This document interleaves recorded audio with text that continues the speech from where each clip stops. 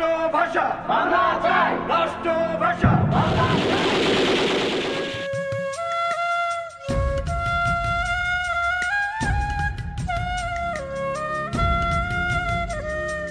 সবাইকে স্বাগত জানাচ্ছি কথা প্রকাশ নিবেদিত মেলার মাঠে মুখোমুখিতে। এই আয়োজনে আমরা মেলার গুরুত্বপূর্ণ বই নিয়ে গুরুত্বপূর্ণ লেখকের সাথে আলাপ করি।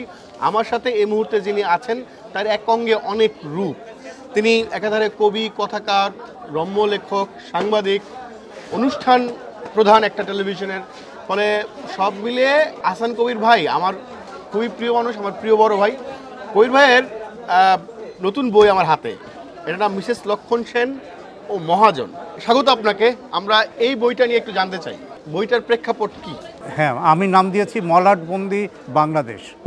বাংলাদেশ বলি, কিন্তু সারা পৃথিবীতে যত ঘটনা আলোচিত হয় এই আলোচিত ঘটনাগুলো আমি রম্য ফরম্যাটে লিখি এবং আলোচিত কিছু ঘটনা থেকে নামগুলো কালেক্ট করি। তো মিসেস লক্ষণ সেনকে এটা প্রথমেই শিমুল বুঝে ফেলেছে, আর মহাজনকে এটাও শিমুল বুঝেছে। আমাদের দর্শকদের বুঝতে হলে আরেকটু ব্যাখ্যা করতে হবে। মানে 5ই আগস্টে মিসেস লক্ষণ সেনের পলায়নের পর তো এই বই লেখা হয়েছে। জি, এইটা বইটা পড়লে আমাদের পাঠকরা কি পাবে? মূলত এটা রম্য ফরম্যাটে আমি লিখি, কিন্তু মানে শতকরা 100% বলবো না, রাজনৈতিক রম্য, পলিটিক্যাল রম্য, যেটা বলার অনেক বাধা গত 15 বছরে আহসান কবির ভাই পেয়েছেন, তাই তো? হ্যাঁ, প্রচুর, অনেক লেখা ছাপা হয়নি, তারপরে অনেক বই বিক্রি করতে দেয়নি, সেটা যেমন আছে। আবার আমি বলতেও পেরেছি অন্তত নামগুলো দিয়ে, যদি নামগুলো কেউ আমার কাছে জানতে চায় তাহলে আমি নাম দিয়ে অন্তত প্রতিবাদের কাতারে সামিল ছিলাম। একদম। তত্ত্বাবধায়ক স্বামী, সংস্কারপন্থী স্ত্রী, তত্ত্বাবধায়ক স্বামী যোগ সংস্কারপন্থী স্ত্রী সমান সমান ডিজিটাল পোলাপান, এগুলো বইয়ের নাম ছিল। হ্যাঁ। তারপরে ডিজিটাল হাসু বাস্তুহারা পুতুল, আপা ম্যাডাম ও থুতু বাবার দেশে, এগুলো ছিল। এই 5ই আগস্টের ঘটনার পরে, 5ই আগস্টের ঘটনা যেমন আছে, আমি নিজে 15ই আগস্ট গিয়েছিলাম পোড়ায় দেওয়ার পরে, 15ই আগস্ট গিয়েছিলাম বঙ্গবন্ধুর বাড়িতে, সেটা স্মৃতিচারণ যেমন আছে। সিরিয়াতে আসাদ যেভাবে পতন হয়েছে অনেকটা শেখ হাসিনার স্টাইলে, এবং আসাদের কারণে কিন্তু তার পিতা মরণোত্তর নিগ্রহের শিকার হয়েছেন, যেটা শেখ হাসিনার কারণে বঙ্গবন্ধু হয়েছে। একদম একদম। তো সেই তুলনাগুলো আছে। মানে এইখানে সূচিপত্রটা যে আমি জাস্ট আমাদের পাঠককে, আমাদের দর্শককে একটু শোনাই। আমার ঘুম ভাঙায় গেল রে, ভালোবাসার ভেতর বাহির, গণ আন্দোলন শুধু বুকেই টানে না, মাটিতেও ফেলে দেয়। বাংলাদেশ উঁচুদরের ছাগল ও পাঁঠা সম্পন্ন দেশ, পদক ছাড়া লেভেলের দেশে, স্বৈরাচার যারে খায় সবটুকু ছিঁড়ে ফুরে খায়। ট্যাগ এবং কিছু মৌলিক প্রশ্ন, 3 জন কিংবা 3 বার। আওয়ামী লীগকে গালি দেওয়ার আনন্দ কমে আসছে, অজ্ঞাতনামার তালিকায় একদিন আপনার নামও যুক্ত হতে পারে। আরোপিত ঘৃণার চাষ, খালিদ হিমালয় সমান কি এমন দুঃখ ছিল তার, হিমালয়ে গিয়ে আমাদের যে পর্বতী মারা গেল। ডালিম পাকিলে এমনই ফাটিয়া যায়, কবিতার কাছে তুমুল ঋণ খেলাপি কবির প্রস্থান, হেলাল হাফিজ। বিদায় 2024, পতন পলনের রেকর্ড গড়ার বছর। মানে এটা আসলে আপনার কলাম বা ইয়ের একটা সংকলন, কি আপনি বলবেন? হ্যাঁ, 3টা লেখা ছিল যেটা কোথাও ছাপা হয়নি, বাকিগুলো ছাপা হয়েছিল। এই যে ছাপা হওয়া না হওয়া, এটাকে কবি ভাই আপনি কিভাবে দেখেন? এটাকে এখন মেনে নিতে শিখেছি। আসলে আমি ধরে নিচ্ছি যে আপনার একটা এডিটোরিয়াল পলিসি আছে, আমার লেখাটা সেই পলিসিতে খাপ খাওয়াতে পারেনি।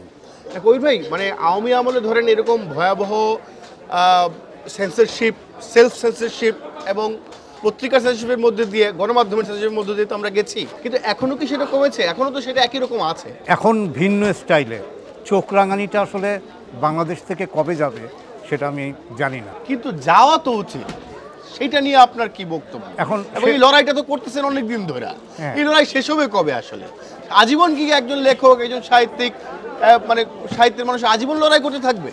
আজকের ঘটনার তো প্রতিবাদ করাই যায়। গালিব হাসান সোহেল যে কবিতাটা লিখেছেন, আমি মনে করি না যে এটা আমাদের প্রিয় নবী হযরত মুহাম্মদকে কোনো কারণে আঘাত করা হয়েছে। সাধারণ মানুষ তার নামে যে সমালোচনা করে, উনি তার জবাব দিয়েছেন, কিন্তু তাকে গ্রেপ্তার করে নিয়ে যাওয়া হয়েছে। মানে এই জিনিসের অবসান কবে হবে? আপনি হয়তোবা কোনো একটা বহুজাতিক কোম্পানির অফিসে গেলেন, তারপরে বললেন যে এই সাংবাদিকের চাকরি থাকবে না। এটা তো এই ঘটনা আমরা দেখেছি চোখের সামনে।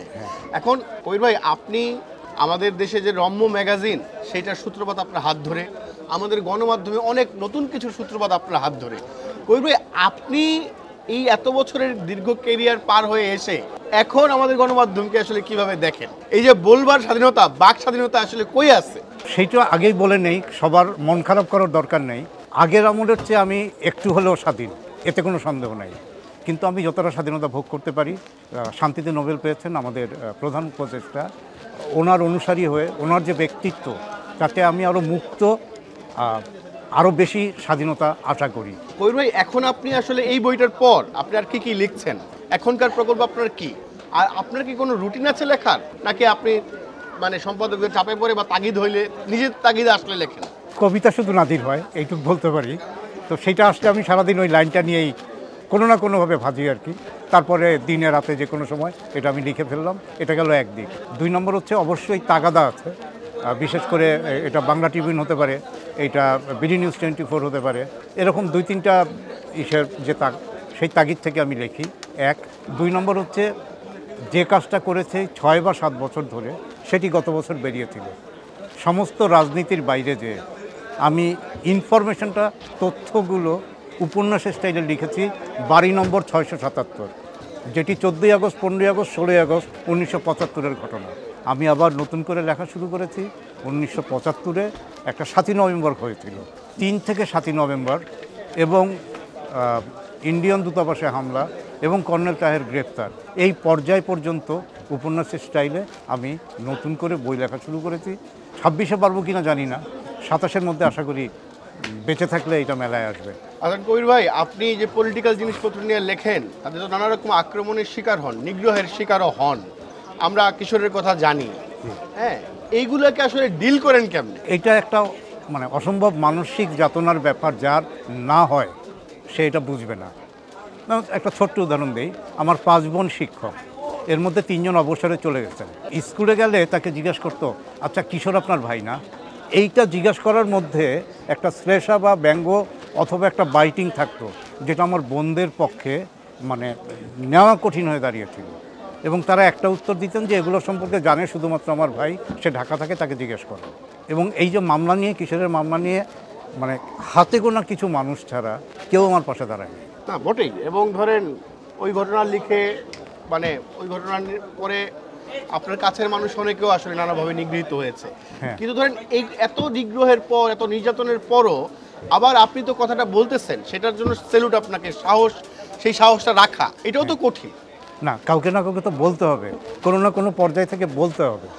আমরা বিদায় করেছি এক স্বৈরাচারকে, আরেকটা স্বৈরাচার আমরা চাই না, আমরা চাই না এবং কখনো চাইবো না। এবং যারা আছেন তাদের মধ্যে কোনোভাবে এই মানসিকতা প্রকাশ পাক, এটা আমরা বিন্দুমাত্র কামনা করি না। একদম একদম। কবির ভাই, এই বইটা ছাড়া মেলায় আর আপনার আর কি বই আছে এবার? আগের পরের মিলায়া এটা তো নতুন বই। এটা নতুন বই। নিশ্চয়ই মেলায় অন্য বইগুলো পাওয়া যাচ্ছে। টোটালি আপনার উপন্যাসটা নিশ্চয়ই পাওয়া যাচ্ছে। উপন্যাসগুলো পাওয়া যাবে। আপনি যদি একটু বলেন, মানে আমাদের পাঠকদের জন্য, যারা এই আয়োজনটা দেখবে, তারা যেন। প্রথম উপন্যাসটা হচ্ছে নিখোঁজ নিহত নয়। একদম। তারপরে হচ্ছে তীর্থে যাবে, ভালোবাসা মরে যায়, মুগ্ধতা মরে না। ত্রয় উপন্যাস আছে, মার কাছে যাব, ঘরিন এক ঘরে, টানবাজারের শেষ ছেলেটা, তারপর দুঃখ বাড়ি, কবি, তারপরে এই যে বাড়ি নম্বর 677 আছে, এরকম উপন্যাস। বাহ, মানে আহসান কবির ভাইয়ের এই বইগুলো নিশ্চয়ই আপনারা সংগ্রহ করে পড়বেন। কবির ভাই, আপনার মানে পলিটিক্যাল ভাষ্য লেখা, সাম্প্রতিক সময়ের মানে কারেন্ট অ্যাফেয়ার্স ভাষ্য লেখা, এটা তো খুব কঠিন একটা কাজ। এবং আমরা সেই অর্থে মানে সঞ্জীব দা, আপনাদের পরে এই সময়ে আমরা এরকম লেখক খুব কম দেখতে পাই। এটা সংকটটা কোথায় বলে আপনি মনে করেন? বাক স্বাধীনতা না থাকা একটা সংকট, নাকি ভয়ভীতিটার সংকট, সেন্সর সংকট? তিনটাকে আমি সিরিয়ালি রাখবো। শুধু সেন্সর না, সেলফ সেন্সর একটা ব্যাপার আছে, তারপরে ভয় এবং নিগ্রহ বা গ্রেপ্তার হওয়া। তো এই জিনিসগুলো মানুষ আসলে এড়িয়ে যেতে চায়। তো কোনো না কোনো ফরম্যাটে আনিসুল হক, উনি রাজনৈতিক রম্য লিখতেন, গদ্য কার্টুন। এরপরে যেটা হয়েছে যে আনিস ভাই নিজেকে সরিয়ে নিয়েছেন কিনা এটা আনিস ভাই নিজেই বলতে পারবেন। কিন্তু তারপরে আমি রাজনৈতিক রম্য লেখা আমি কাউকে ওইভাবে প্রগাঢ়ভাবে পাইনি। তার আগে ছিল। নিশ্চয়ই এই শূন্য জায়গা পূর্ণ হবে, অনেকে সাহসী হয়ে এগিয়ে আসবে এবং সেখানে আহসান কবির ভাইকে পড়লে তারা আসলে এটা বুঝতে পারবেন যে কত গভীর থেকে, কত তীর্যক শ্লেষা ভরে উনি আসলে লেখেন। কবির ভাই আমার খুবই প্রিয় মানুষ, তাকে পেয়ে আমি খুবই আনন্দিত। কবির ভাই, আমাদের এই আয়োজনটা শেষ হয় একটা হাইপোথেটিক্যাল প্রশ্ন দিয়ে, তারপর একটা র্যাপিড ফায়ার দিয়ে। হাইপোথেটিক্যাল প্রশ্নটা হলো, ধরেন আপনার কাছে টাইম মেশিন আছে, আপনি যে কোনো সময় ফিরে যেতে পারবেন, আপনার সবচেয়ে প্রিয় একজন লেখকের কাছে আপনি যেতে পারেন। লেখক হইতে পারেন, শিল্প ব্যক্তিত্ব হইতে পারেন, তিনি তার কাছে আপনি যাইতে পারবেন, পলিটিক্যাল ব্যক্তিত্ব হইতে পারেন, যাইতে পারবেন এবং একটা বিষয় নিয়ে আড্ডা দিতে পারবেন। আপনি কোন সময় ফিরে গিয়ে কার সাথে কি বিষয়ে আড্ডা দিবেন? আমি অবশ্যই জীবনানন্দ দাশের কাছে যেতে চাই। কবি জীবনানন্দ দাশ। হ্যাঁ, কি এবং নিয়ে আড্ডা?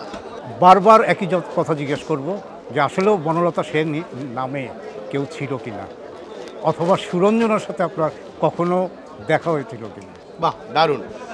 কবির ভাই, আপনার জন্য আমাদের র্যাপিড ফায়ার রাউন্ড আমরা শুরু করতেছি। কবির ভাইয়ের জন্য র্যাপিড ফায়ার রাউন্ডের প্রথম শব্দ স্বপ্নের শহর। খুলনা। সমুদ্র। বারবার যেতে চাই। জাহাজ। জাহাজে চাকরি করেছি কিছুদিন। ট্রেন। ট্রেনে করে খুলনা যাওয়া এখনো হয়নি। বিমান। বিমানে করে বিদেশ গিয়েছি, দেশের বিভিন্ন অভ্যন্তরে গিয়েছি। সাইকেল। কবে শেষ চালিয়েছি এখনো মনে করতে পারি। রিক্সা। প্রতিদিন চড়ি সম্ভব হলে। গাড়ি। সেটাও চড়া হয় আর কি। ঘোড়া। ঘোড়া বনে সমুদ্র পাড়ে সর্বশেষ উঠেছিলাম। আর পুরান ঢাকায় ঘোড়ার গাড়িতে উঠেছিলাম। নৌকা। নৌকা আমার প্রিয় বাহন। পথ। আমি হাঁটি জীবনানন্দ দাশের মতো। যাত্রা। যাত্রা শুভ সবার জন্য। যাত্রা পালায় অভিনয় করেছি, যাত্রা দেখেছি ছোটবেলায়। ভ্রমণ আমার সবচাইতে প্রিয় জিনিস। গন্তব্য। জানি না, মৃত্যুকে গন্তব্য মনে হয়, কিন্তু ধর্ম অনুসারে মৃত্যুর পরেও নাকি গন্তব্য আছে। আক্ষেপ। জীবনে তো ছোট কেন, শেষটা আমি আসলে দেখতে পাবো না, তার আগে পৃথিবী থেকে বিদায় নিব। পাহাড়। প্রিয় জায়গা আমার। মরুভূমি। তুনাবি তুমি মোহনা ও মরুভূমি ছেড়ে কোথাও যেও না। জঙ্গল। জঙ্গল আর বাংলাদেশে আছে। নদী। নদী মরে যাচ্ছে আসলে। সেতু। যে যাই বলুক, পদ্মা সেতু আমার ভালো লাগে। নির্ঝর। নির্ঝর ভালো জিনিস, কিন্তু নির্ঝরের স্বপ্নভঙ্গটা এখনো মাথার মধ্যে ঢুকে আছে। আহসান কবির। একটা মানুষ যে না পাওয়ার বেদনা এবং কথা বলতে না পারার অনেক বেদনা নিয়ে একদিন কোথায় চলে যাবে সে জানে না। সাহিত্য। চেষ্টা করি, সাহিত্য যোগ আমি করতে পেরেছি কিনা এটা আমি জানি না। আমরা জানি আহসান কবির ভাই সাহিত্য যোগ করেছেন, তার বইগুলো আমরা পড়তে অনুরোধ করি। আহসান কবির ভাই, আপনাকে অনেক ধন্যবাদ আমাদেরকে সময় দেন। অনেক ধন্যবাদ, অনেক ধন্যবাদ। প্রিয় দর্শক, কথা প্রকাশ নিবেদিত মেলার মাঠে মুখোমুখিতে আমরা কথা বলছিলাম কবি, কথাকার, রাজনৈতিক ভাষ্যকার আহসান কবিরের সঙ্গে। দেখা হচ্ছে অন্য কোনো একজন লেখককে সাথে নিয়ে এই আয়োজনের পরের পর্বে। সবাইকে অনেক ধন্যবাদ।